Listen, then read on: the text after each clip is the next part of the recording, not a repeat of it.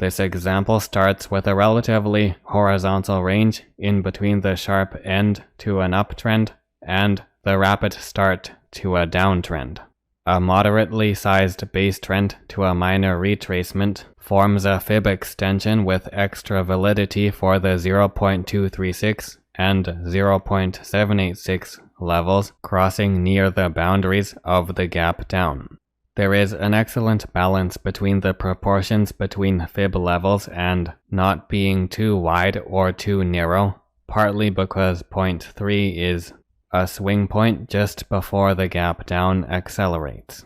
The one level did strongly oppose the downtrend, but short-term price action had large bearish candles continue to gradually close lower after the gap down as bearish volume increased. The end of the downtrend was the site of the less common 2.272 level, where the bullish reversal candles began to flatten the downtrend towards the start of September, with a rapid shift to more bullish volume.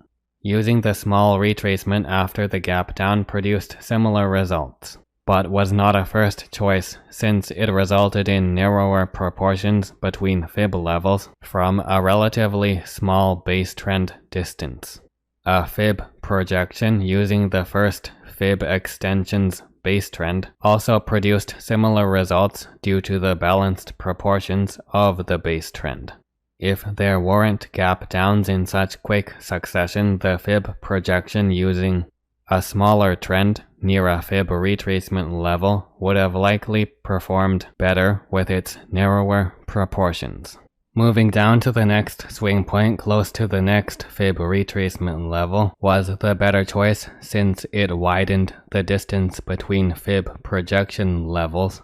This was most suitable given the conditions of large bearish candles and gaps, accelerating the downtrend to cover wider price ranges, going down even lower to swing points closer to the 0.786 fib retracement level, reduced precision with the projection levels because proportions started to become too wide. However, results were still sufficient for approximating areas of greater opposition to the downtrend. A gap down fill after a relatively flat bearish reversal range provides suitable conditions for a fib projection to estimate areas of opposition to the likely continuation of the broader downtrend. A large fib retracement in conjunction with fib projection levels is generally less precise in narrowing down areas of greater opposition to the downtrend. There are swing points close to the fib levels of both fib techniques, but volatility is quite high with wide and sharp swing points in the previous uptrend and new downtrend. Further imprecision comes from the widening distortion of the gap down. Interestingly, projection levels from the large fib retracement perform well. This is primarily due to the more suitable, wider proportions between fib levels as the downtrend continues to have rapid and sharp price fluctuations. Precision is still lowered even with close proximity to the 3.618 projection level of the smaller fib projection.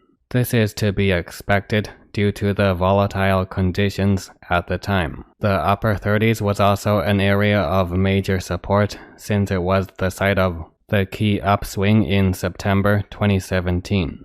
However, it is still possible for a strong trend to break past this area, even with strong confluence of the fib levels.